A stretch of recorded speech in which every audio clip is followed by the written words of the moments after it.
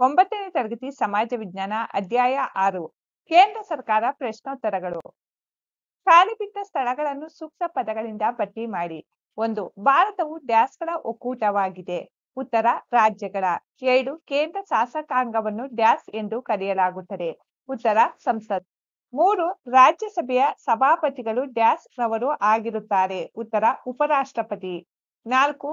ಲೋಕಸಭೆಯ ಸದಸ್ಯರಾಗಲು ಡ್ಯಾಶ್ ವರ್ಷ ವಯೋಮಿತಿ ಹೊಂದಿರಬೇಕು. ಉತ್ತರ 25. 5. 3 ಸೇನಾ ಪಡೆಗಳ ಮಹಾದಂಡನಾಯಕರು ಡ್ಯಾಶ್. ಉತ್ತರ ರಾಷ್ಟ್ರಪತಿ. 6.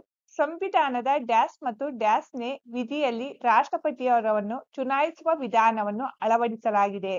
ಉತ್ತರ 54 ಮತ್ತು 55ನೇಯ. 7. ಕೇಂದ್ರ ಲೋಕಸೇವಾ ಆಯೋಗದ ಅಧ್ಯಕ್ಷರನ್ನು ಡ್ಯಾಶ್ ರವರು ನೇಮಿಸುತ್ತಾರೆ. ಉತ್ತರ ರಾಷ್ಟ್ರಪತಿ.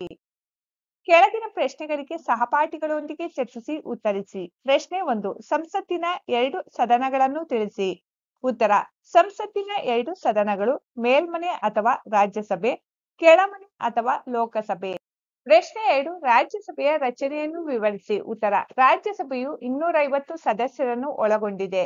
238 ಸದಸ್ಯರು ರಾಜ್ಯ ಹಾಗೂ ಕೇಂದ್ರಾಡಳಿತ ಪ್ರದೇಶಗಳ ವಿಧಾನಸಭೆಯ ಸದಸ್ಯರಿಂದ ಆಯ್ಕೆಯಾದರೆ ಉಳಿದ 12 ಸದಸ್ಯರು ಸಾಹಿತ್ಯ, ಕಲೆ, ವಿಜ್ಞಾನ ಮತ್ತು ಸಮಾಜ ಸೇವೆಯಲ್ಲಿ ವಿಶೇಷ ಅನುಭವ ಪಡೆದವರನ್ನು ರಾಷ್ಟ್ರಪತಿಗಳು ನಾಮಕರಣ ಮಾಡುತ್ತಾರೆ. ರಾಜ್ಯಸಭೆಯು ಕಾಯಂ ಸದನವಾಗಿದ್ದು ಲೋಕಸಭೆಯಂತೆ ವಿಸರ್ಜಿಸಲಾಗದು. ಪ್ರಶ್ನೆ 3. ಲೋಕಸಭೆಯ ಸದಸ್ಯರಾಗಲು ಇರಬೇಕಾದ ಅರ್ಹತೆಗಳು ಯಾವುವು? ಉತ್ತರ ಲೋಕಸಭೆಯ ಸದಸ್ಯರ ಅರ್ಹತೆಗಳು: ಭಾರತದ ಪ್ರಜೆಯಾಗಿರಬೇಕು, ಕನಿಷ್ಠ 25 ವರ್ಷ ವಯೋಮಿತಿ ಹೊಂದಿರಬೇಕು, ಸರ್ಕಾರದ ಯಾವುದೇ ಹುದ್ದೆಯಲ್ಲಿರಬಾರದು, ಮಾನಸಿಕ ಸ್ವಾಸ್ಥ್ಯ ಕಳೆದುಕೊಂಡಿರಬಾರದು, ನ್ಯಾಯಾಲಯದಿಂದ ಅಪರಾಧ ಶಿಕ್ಷೆಗೆ ಒಳಗಾಗಿರಬಾರದು, ಸಂಸತ್ ಕಾಲಕಾಲಕ್ಕೆ ನಿಗದಿಪಡಿಸಿರುವ ಅರ್ಹತೆ ಪಡೆದಿರಬೇಕು. ಪ್ರಶ್ನೆ 4. ರಾಷ್ಟ್ರಪತಿ ಚುನಾವಣಾ ಪದ್ಧತಿಯನ್ನು ವಿವರಿಸಿ. ಉತ್ತರ ರಾಷ್ಟ್ರಪತಿ ಚುನಾವಣಾ ಪದ್ಧತಿ ಸಂವಿಧಾನದ 54 ಮತ್ತು 55ನೇ ವಿಧಿಯಲ್ಲಿ ರಾಷ್ಟ್ರಪತಿಯರನ್ನು ಚುನಾಯಿಸುವ ವಿಧಾನವನ್ನು ಅಳವಡಿಸಲಾಗಿದೆ. ರಾಷ್ಟ್ರಪತಿಯವರನ್ನು ಸಂಸತ್ತಿನ ಉಭಯ ಸದನಗಳ ಚುನಾಯಿತ ಸದಸ್ಯರು, ಎಲ್ಲಾ ರಾಜ್ಯಗಳ ಮತ್ತು ದೆಹಲಿ, ಪಾಂಡಿಚೇರಿ ವಿಧಾನಸಭಾ ಚುನಾಯಿತ ಸದಸ್ಯರಿಂದ ಕೂಡಿದ ಮತದಾರ ವರ್ಗ ಚುನಾಯಿಸುತ್ತದೆ. ಸುಪ್ರೀಂ ಕೋರ್ಟಿನ ಮುಖ್ಯ ನ್ಯಾಯಾಧೀಶರು ಇವರಿಗೆ ಪ್ರಮಾಣ ವಚನ ಬೋಧಿಸುತ್ತಾರೆ. ಪ್ರಶ್ನೆ ಸಂಖ್ಯೆ 5. ಪ್ರಧಾನಮಂತ್ರಿಯ ಅಧಿಕಾರಗಳನ್ನು ಪಟ್ಟಿ ಮಾಡಿ. ಉತ್ತರ ಪ್ರಧಾನಿಯು ಸರ್ಕಾರದ ಮುಖ್ಯಸ್ಥರಾಗಿದ್ದಾರೆ. ಪ್ರಧಾನ ಮಂತ್ರಿಗಳಿಗೆ ಮಂತ್ರಿಗಳ ನೇಮಕ, ಖಾತೆಗಳ ಹಂಚಿಕೆ ಮತ್ತು ಮಂತ್ರಿಗಳನ್ನು ವಜಾ ಮಾಡುವ ಅಧಿಕಾರವಿದೆ. ಸರ್ಕಾರದ ಎಲ್ಲ ಆಗು ಹೋಗುಗಳಿಗೆ ಪ್ರಧಾನ ಮಂತ್ರಿಗಳೇ ಜವಾಬ್ದಾರರಾಗಿದ್ದು ವಿವಿಧ ಇಲಾಖೆ ಮಂತ್ರಿಗಳ ನಡುವೆ ಸಮನ್ವಯ ಸಾಧಿಸುವ ಕಾರ್ಯ ನಿರ್ವಹಿಸುತ್ತಾರೆ.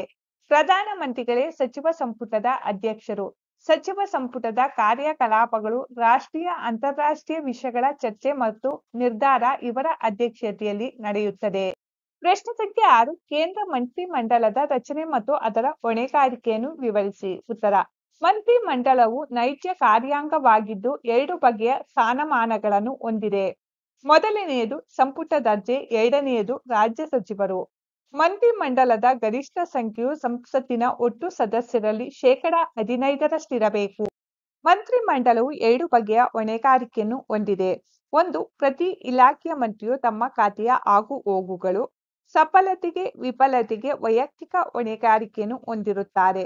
ಮತ್ತು ಎರಡನೆಯದು ಮಂತ್ರಿಮಂಡಲವು ತನ್ನ ಆಡಳಿತ ನಿರ್ವಹಣೆಗೆ, ನೀತಿ ನಿರ್ಧಾರಗಳು ಮತ್ತು ಕಾರ್ಯಕ್ರಮಗಳಿಗೆ ಸಂಬಂಧಿಸಿದಂತೆ ಸಂಸತ್ತಿಗೆ ಸಾಮೂಹಿಕ ಹೊಣೆಗಾರಿಕೆಯನ್ನು ಹೊಂದಿರುತ್ತದೆ. ಮಕ್ಕಳೇ, ಈ ನೋಟ್ಸ್ನಲ್ಲಿ ಯಾವುದಾದರೂ ತಪ್ಪುಗಳಿದ್ದರೆ ಕಮೆಂಟ್ಸ್ ಬಾಕ್ಸ್ನಲ್ಲಿ ತಿಳಿಸಿ.